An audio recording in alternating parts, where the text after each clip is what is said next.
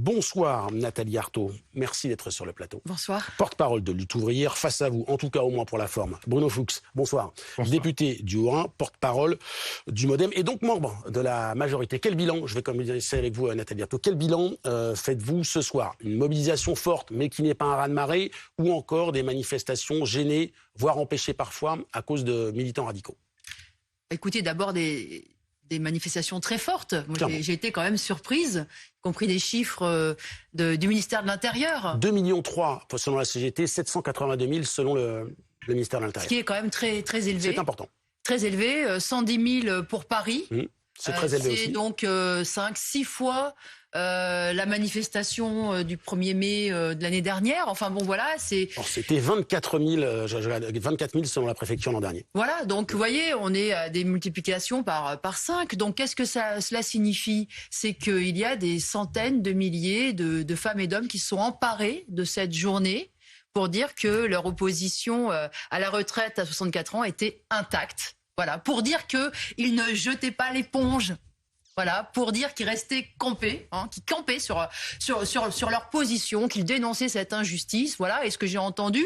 Et ça s'est fait dans une ambiance, y compris vraiment dynamique, chaleureuse. Les gens étaient fiers de leur combat, fiers d'avoir su se lever pour dire non, d'exprimer, de continuer d'exprimer leur colère. Donc voilà, pour moi, oui, c'est une journée très, très, très réussie qui montre que la lutte continue, voilà, tout simplement. Bruno Fuchs, votre berthaud, est-ce que vous condamnez, est-ce que vous déplorez ces images-là, à savoir que des policiers qui, a priori, sont là pour maintenir l'ordre public, soient pris pour cible par des éléments radicaux, parfois venus d'étrangers, parfois non? Moi, j'ai vu cette image, je l'ai trouvée choquante, bien sûr. Ça montre que les affrontements entre les Black Blocs et les forces de l'ordre sont de plus en et les forces donc de répression, parce que là, il faut dire ça comme ça, sont de plus en plus violents. Voilà, sont de plus en plus violents. Alors, il y a aussi, à chaque fois, des gens qui reçoivent des gaz lacrymogènes. Il y a eu des manifestants qui ont été mutilés. Non, mais là, on parle quand même d'un cocktail Molotov envoyé sur quelqu'un. On le voit brûler, là. Oui, je vous l'ai dit, je trouve ça choquant. Mais vous savez, l'image choquant, aussi... Mais il y a d'autres images qu'on ne voit pas. Les images de gens qui sont mutilés, qui sont éborgnés. On a même reçu des gens qui avaient été mutilés ou gravement blessés sur le plateau. Oui, et ces images, on ne les voit pas. Parce que parfois, elles sont plus difficiles à voir. Donc ces affrontements-là, effectivement, ils montent. On voit bien que la tension, elle monte. On voit bien qu'ils sont de plus en plus violents. Bon, mais le premier responsable, c'est Emmanuel Macron. Voilà, c'est lui qui a voulu l'affrontement. C'est lui qui a créé cette situation-là. C'est lui qui a créé ce blocage-là. Parce qu'on en est à la 13e. Ils s'en moquent de la réforme des retraites, les Black Blocs. Ils viennent pas pour la réforme des retraites. Sauf qu'ils utilisent le fait que cette situation, elle est bloquée. Et elle est bloquée parce que Emmanuel Macron, il a voulu passer en force. Alors qu'il le sait depuis le début. Dans un cadre constitutionnel. Alors qu'il sait depuis le début que l'ensemble du monde du travail, qui sont les travailleuses et les travailleurs les premiers qui sont concernés quand même, ils sont opposés à ce recul dans leur écrasante majorité. Et pourquoi sont-ils opposés? Parce qu'ils savent qu'ils n'y arriveront pas. Ils savent qu'ils n'y arriveront pas. Pourquoi y a-t-il le départ moyen, c'est des 63 ans, je crois. Le départ moyen en France, ça va être reposé à 64 d'ici... Sauf que là, ça va être imposé à des ouvriers, gens qui travaillent, à des ouvrières qui n'en peuvent plus. Et même s'ils ne doivent pas partir à 64 ans et qu'ils font l'objet de carrières longues, ils travailleront quand même 2 ans de plus. Donc en fait, qu'est-ce qu'ils ressentent? Ils ressentent une immense injustice et surtout, ils sont complètement dans... Voilà, ils savent qu'ils n'y arriveront pas. Il faut comprendre l'injustice sans valider ou acquiescer ou tolérer cette image. Il y a une porosité parfois dans le discours de la gauche, vous l'appelez comme vous voulez, entre l'attitude politique constitutionnelle d'un président de la République, quelles que soient ses idées, je ne suis pas là pour les juger, et puis des éléments radicaux qui profitent de cela. Et on sent bien que parfois il n'y a pas de deux poids, deux mesures. Mais vous trouvez normal que le président de la République, que ceux qui prétendent représenter le peuple se moquent comme ça de ce que les femmes et les hommes peuvent dire, peuvent ressentir, peuvent défendre, ils crient leur opposition. Mais dans une démocratie parlementaire, c'est aux députés qui représentent la nation. Alors, à quoi ça s'appelait représentant du peuple, si ce n'est pas pour l'écouter? Posez la question aux députés. Voilà, et ben voilà, c'est la question que je vous pose. Bruno Fuchs. Voilà, parce que j'ai entendu ce que vous Monsieur avez le député. dit. Bien, j'écoute. Vous avez expliqué que c'était bien d'écouter, mais alors, qu'est-ce que... Je parle avec tout le monde, j'étais à Mulhouse ce week-end, j'ai parlé avec tout le monde. Est-ce que vous auriez voté pour le recul? Oui, j'aurais voté. Pas pour le recul. C'est pas la question dans le texte. Il y a bien d'autres choses que le recul. Vous avez une façon simplificatrice de dire les choses. Ah oui, c'est vrai qu'il y a les 1 200 € de retraite minimum. Voilà, 1 200 € qu'on a vu que qui n'existait pas. La question ne peut pas se poser. Madame Arthaud, est-ce que... où est-ce qu'on prend les milliards? Moi, j'ai une réponse. Ah bah, je connais votre réponse. Allez-y. Bah oui, non mais parce que... Bon alors, vous parlez de 80 milliards. Alors, le trou, il est estimé entre 12, 15, 20 milliards sur une certaine période. Ça augmente selon le Tout ça, c'est le rapport du corps. 30 milliards pour équilibrer le régime des fonctionnaires. Si vous êtes d'accord avec ça, c'est une réalité. C'est 42 milliards. Donc, parlons chiffres, en effet, puisqu'on sait que augmenter de 1% les salaires... Ça fait rentrer 1 milliard dans les caisses.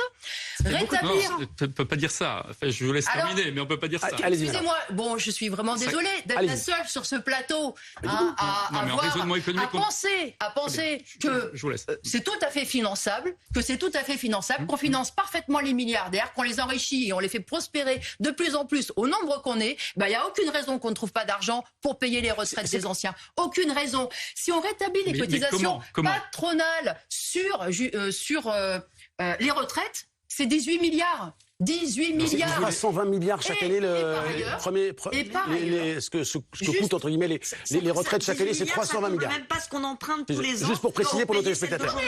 Faites le compte. 18 milliards. J'ai dit 1% les salaires, mais moi je suis pour les augmenter de 10%. Ça fait 10 milliards de plus. 18 plus 10, 28. J'en ai déjà 28. Et en plus, et je suis pour ajouter la taxe de 2% sur les milliardaires. En effet, 2 petits pourcents. Qu'est-ce que ça peut leur faire? Ça ne va pas rapporter grand-chose. Mais bien sûr que si. Ça couvre les 12 milliards. Ça couvre les 12 milliards. Voilà. Mais on n'a pas besoin de 12, on a besoin de plus. En réalité, l'argent, il dégouline à un pôle. Ça en est même indécent. C'est le ruissellement d'Emmanuel Macron. C'est extravagant. Une fois que vous avez fait tout ça, comment vous financez le grand âge? Non seulement je fais tout ça, mais en plus, moi, je demande l'ouverture des livres de compte. Parce qu'en plus de tout ça, non seulement ils sont en train de nous reprendre là 2 ans de retraite, mais en plus, ils sont en train de nous faire payer un impôt qui s'appelle l'inflation. Parce que l'inflation sur les produits alimentaires, c'est un impôt qu'on impose à qui? Qu'on impose aux travailleurs, aux plus pauvres, y compris à celui qui est au RSA et qui donc doit... Réponse de Bruno Fuchs, et après je voudrais qu'on aille à la fondation... Doit se loger, etc. Et ben il paye... à la fondation Louis Vuitton. Mais d'abord la réponse de Bruno Fuchs. Après je vous emmènerai à la fondation Louis Vuitton. Dans le raisonnement économique, mais plus on augmente les taxes, moins on en produit. Par exemple, on avait un impôt sur les sociétés à 33% lorsque, en 2017, Emmanuel Macron a été élu. Aujourd'hui, il est à 25%. En 2017, on faisait 28 milliards de recettes sur l'impôt sur les sociétés. Aujourd'hui, on fait 63 milliards. Donc on voit bien qu'à un moment qu'on baisse les impôts, on crée de la recette, on crée de la ressource. Alors, il y a des limites, bien évidemment, mais plus vous allez augmenter les impôts, plus vous allez augmenter les taxes, plus vous avez augmenté les salaires sans qu'il y ait de productivité en face. Moi, je suis pour augmenter les salaires, mais avec une productivité. Et bien plus vous allez baisser les recettes et plus vous allez créer du chômage. Voilà. Donc, c'est pas magique, l'argent, c'est pas magique. Aujourd'hui, ce pays existe parce qu'il y a des gens qui ont travaillé dans ce pays. Tous les travailleurs qui bossent dur, ils savent que c'est pas... Parce que ce pays aujourd'hui, il existe parce que les gens qui ont travaillé dans ce pays. Qu'ils ont dans la poche, je peux vous dire qu'ils triment pour l'avoir, l'euro. Alors, parlez pas d'argent magique aux travailleurs. Ils savent ce que c'est, justement. Je sais très bien. 1 euro pour les travailleurs. Alors que bon, tous ceux qui font rien de leurs 10 doigts et qui voient leur cours boursier, les enrichir de 1 million par jour, parce que c'est ça. On a aujourd'hui des millionnaires dans ce pays. Ils se réveillent le lendemain matin, il y a 8 heures. Ah bah tiens, ils ont leur fortune a augmenté. Parce qu'à un moment, ils ont investi. C'est ça qu'il faut travailler. La réponse qu'ils vous font, c'est qu'ils ont investi. Et qu'il y a les actionnaires qui sont très modestes et qui, à un moment, ont choisi d'investir sur la capacité d'une entreprise. Et puis qu'ils emploient aussi énormément de monde. Et que s'ils n'étaient pas là, ils feraient travailler moins de monde. C'est aussi la réponse qu'ils vous ont faite. Il faut quand même s'interroger sur une chose. C'est qu'on est dans une société où il y a de plus en plus de richesses, où il y a de plus en plus de milliardaires. Ils sont de plus en plus riches. Et qu'est-ce qu'on dit aux travailleurs? Vous devez avoir moins de droits. Il faut faire des sacrifices. Il faut accepter de reculer sur les services publics. Il faut accepter de reculer sur les retraites. Il n'y a pas quelque chose qui colle pas, là? Il n'y a pas quelque chose qui colle pas, mais on va où? Est-ce que c'est pas tout simplement lié à la démographie, Nathalie Arthaud? C'est un élément que vous oubliez complètement. C'est ça, c'est la faute des milliards. Parce que on est très peu à travailler. On nous dit voilà, c'est terrible, il y a de moins en moins d'actifs. Mais regardez les miracles que nous faisons à ce petit nombre d'actifs. 1,4 actifs pour un retraité désormais. Comment aujourd'hui les grands groupes prospèrent en France. Regardez les milliards qu'ils ont. On a du 12 milliards, du 14 milliards pour LVMH, on a du 20 milliards pour Total, on a du et on a tous ces chiffres-là qui sont le haut de l'iceberg. Je vous interromps justement parce qu'en écho alors culturel, je sais pas, mais en tout cas, je voulais vous proposer à tous cette image. 1er mai célébré à leur façon par des militants d'Extinction Rebellion. Je pense que tout le monde connaît ce groupe. Une trentaine de militants qui a choisi de taguer la fondation Louis Vuitton, donc groupe LVMH, accusé d'optimisation fiscale. À peu près la même chose, place Vendôme, prise pour cible par le collectif écologiste Dernière Rénovation. Là aussi, peinture orange. Alors, Fondation Louis Vuitton, je ne sais pas s'ils ont été inspirés par Basquiat et Warhol. Magnifique, évidemment. Alors là, c'est un peu moins bien que du Basquiat et du Warhol. Faut dire. Mais en fait, est-ce que... je vous dis, je comprends, Madame Arthaud, totalement votre sensibilité politique. Mais est-ce que, sans prendre à des milliardaires qui font travailler d'une certaine façon aussi, c'est la bonne façon? Est-ce que radicaliser comme ça, c'est la bonne façon? Est-ce qu'il n'y a pas une autre façon d'aider les gens qui sont dans le besoin plutôt que la surtaxation?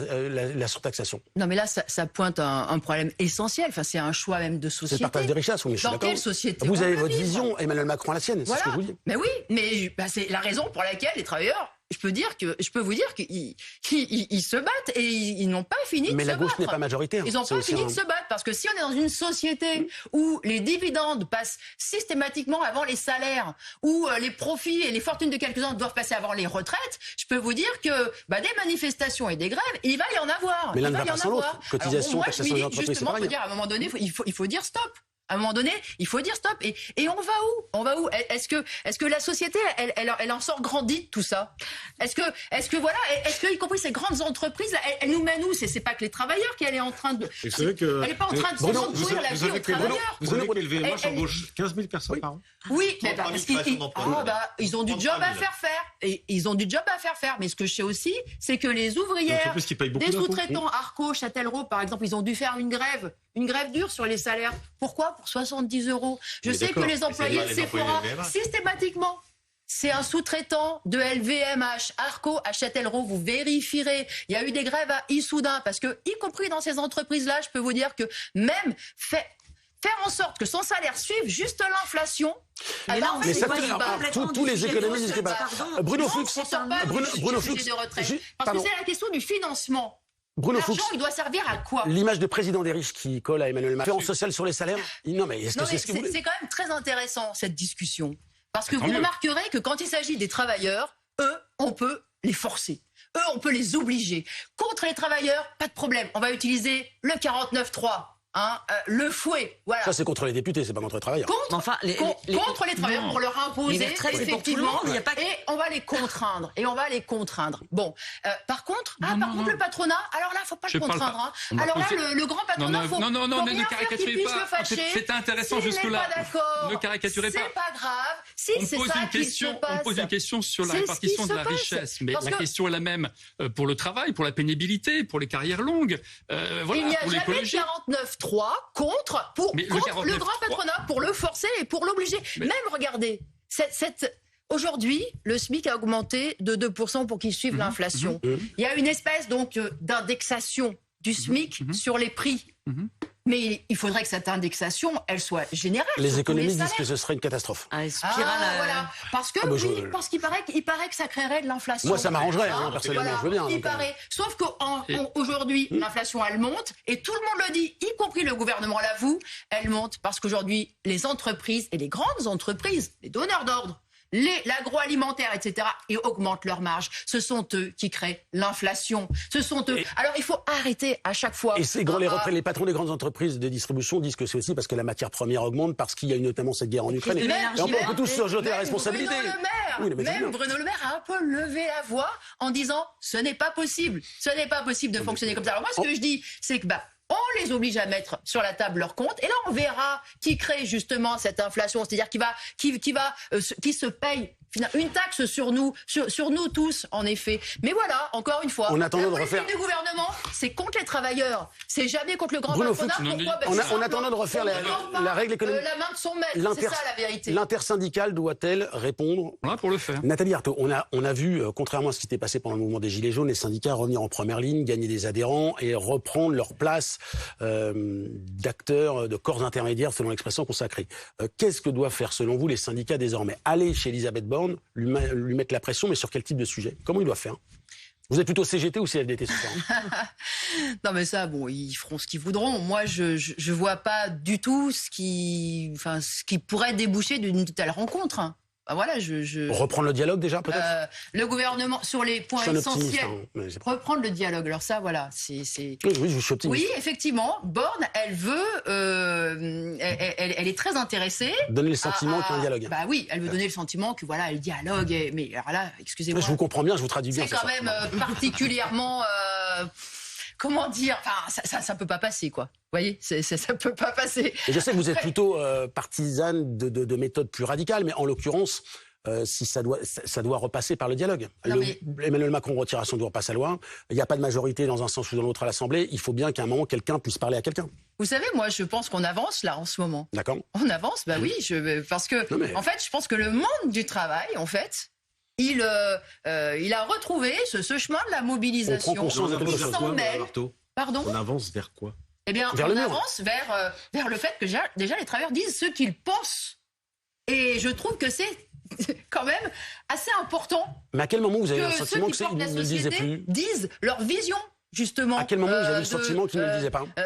Pardon ? À quel moment vous avez le sentiment que les travailleurs ne le disaient pas ce qu'ils pensaient ? Eh bien, pendant tout ce temps où ils ont subi effectivement recul sur recul. Même avec des gouvernements de gauche. C'était le cas. Y compris avec des gouvernements de gauche, sans rien dire, sans rien faire. Alors là, ils ont décidé de s'en mêler. Ils ont dit, Nathalie Arthaud, sur la loi travail, vous vous souvenez de la loi El Khomri, vous vous souvenez de la... Et il y avait déjà eu des mobilisations, etc. Mais là, peut-être que ce que vous êtes en train... C'est un niveau... Oui, mais ce que vous êtes en train de nous dire peut-être, c'est que les syndicats ont repris du poil de la bête et que les corps intermédiaires qui avaient été peut-être un peu maltraités jusque-là sont un peu revigorés. Non mais attention, certes, ce sont les confédérations syndicales qui ont mené ce mouvement, qui ont fait les appels, qui se sont... Voilà, et ça a pesé. Mais enfin, ceux qui ont été décisifs et qui ont donné corps à ces appels à manifester, à faire grève, sont bien les travailleuses et les travailleurs eux-mêmes, qui se sont engagés, qui ont fait des sacrifices, qui se sont organisés, qui ont parfois fait grève et ont manifesté pour la première fois de leur vie. Donc pour moi, tout ça, c'est... Oh, combien positif que les travailleurs se réemparent justement ce blocage politique que vous décrivez, de la politique qui s'en mêle, qui la laisse pas justement à des députés censés être des représentants du peuple, alors qu'ils représentent en réalité leur circonscription. Le grand patron, mais non, pas leur circonscription, parce que y compris dans toutes les circonscriptions, ils ont entendu les députés, la population s'exprimer sur cette question des retraites. Non, ils représentent un certain ordre social, effectivement, les intérêts d'une minorité, il faut jamais toucher à eux, jamais toucher à leur fortune. Mais pour l'instant, lutte ouvrière a plutôt fait un score assez faible. Oui, mais ça c'est pas la question. Mais le blocage moi, ce que je vous dis, le blocage politique vers lequel on avance, puisque c'est ce que vous décrivez, ça va déboucher sur quoi ? Eh ben, moi, j'espère que ça va déboucher sur une conscience encore plus forte, sur des luttes qui permettront de remporter l'avantage. Qu'est-ce qui fait qu'aujourd'hui, le rapport de force, lutte ouvrière n'arrive pas à prendre la place qu'a pris LFI, que prennent d'autres mouvements. Non, mais c'est pas pour la critique ou minorité. Qu'est-ce qui fait qu'aujourd'hui votre discours n'imprime pas dans les urnes en tout cas ? Oui, non, mais là, vous êtes d'accord que moi, ce que je vois de positif, c'est ce qui se passe dans la rue, ce qui se passe dans les entreprises. Mais qu'est-ce que vous diriez aux gens qui nous regardent, qui étaient dans la rue, pour vous rejoindre ? Là, les travailleurs, ils peuvent pas se tromper. Ils peuvent pas se tromper. Les démagogues, genre Le Pen, eh bien, ils n'ont pas de prise sur le mouvement. Mais Marine Le Pen et son parti, l'électorat populaire la suit. Démagogue de dire aux gens, vous faites moins d'enfants, il y a un déséquilibre démographique, mais vous allez travailler que jusqu'à 60 ans, moins que tout le monde, mais vous aurez plus d'argent parce qu'en fait, on va juste prendre aux riches. C'est pas démago, ça ? On va prendre sur les profits qu'on contribue tous à créer. Parce que vous savez, ces profits, c'est quand même le fruit du travail. Et ce qu'on constate... Bernard Arnault, il ne travaille pas ? C'est que... Ce que vous voulez dire ? Ouais, je le prends lui parce que c'est un peu la tête de turc préférée de la gauche. Non, excusez-moi, mais ceux qui font la richesse et qui, y compris, je connais des ouvrières qui fabriquent ces petites malles, Vuitton, etc. Moi aussi, elles en fabriquent des fois un par jour. Elles sont vendues, ces petites mallettes, à 1500, 2000 euros. Elles, c'est pas leur salaire du mois. Vous voyez, en une journée. Donc les richesses, et ces profits, ces dividendes, ils sont le fruit du labeur et de la sueur des travailleurs. Donc ils volent rien à personne, je peux vous dire. C'est simplement quand ils ont des salaires et quand ils ont des retraites et quand ils ont des hôpitaux qui fonctionnent et des écoles qui fonctionnent, ils n'ont que ils ont ce qu'ils ont contribué à créer, à faire fonctionner. Voilà. Donc moi ce que je dis, c'est là où ils deviennent plus forts, c'est justement en se battant, en s'emparant. Et c'est pas les élections. C'est pas les élections où finalement ils se remettent à je sais pas quel sauveur suprême qui va brandir je ne sais quel préjugé pour attirer les voix. Ça, c'est le modèle positif. Bruno Fuchs, en dehors de modèles de France différentes, comment vous... de ce nouveau quinquennat. Ou Nathalie Arthaud à Matignon. Il faut revenir aux fondamentaux. Est-ce que si on vous proposait Matignon de façon directe ou indirecte, vous iriez pour... pourquoi pas, après tout. S'il faut deux visions de la France, c'est possible. Non, mais moi, je crois clairement que pour améliorer le sort des travailleurs, il faut s'affronter avec la bourgeoisie. Voilà, c'est une question, effectivement. Voilà, il y a des intérêts qui sont contradictoires. Il y a des intérêts qui sont contradictoires. Ils savent très bien, le grand patronat sait très bien que s'ils veulent faire monter leur cours boursier, s'ils veulent faire monter leur fortune, il faut qu'ils restreignent ce qu'ils appellent la masse salariale, c'est-à-dire qu'ils suppriment des emplois, qu'ils augmentent les cadences, qu'il faut qu'ils écrasent les salaires, qu'il faut qu'ils payent effectivement le moins d'impôts, le moins de cotisations. Non, mais ça, c'est une vision qui n'a pas été C'est pas une vision. C'est pas une vision, c'est la logique 2017. même sur laquelle est assise le système capitaliste. Madame Arthaud, Bruno Fuchs, 10 secondes et après je vous dis. Bruno Fuchs, Bruno Fuchs, c'est ça qui fait qu'une minorité peut s'avoir des privilèges. Juste, je voudrais le mot de conclusion de Bruno Fuchs. Non, mais là-dessus, je veux dire, c'est un discours que vous faites depuis une quarantaine d'années. Oui, mais je continuerai. Depuis 2017. Vous êtes de plus en plus visible. Il y a plus d'1,5 million d'emplois qui a été créé. Il y a un nombre important de taxes qui ont été baissées. Donc voilà. Et nous aurons l'occasion d'en reparler. Merci à tous les deux d'avoir été là ce soir. Merci à tous les quatre d'avoir été là ce soir. Je vous retrouve, je crois que c'est lundi prochain qu'on se reverra pour le 8 mai. Je serai l'ami du lundi.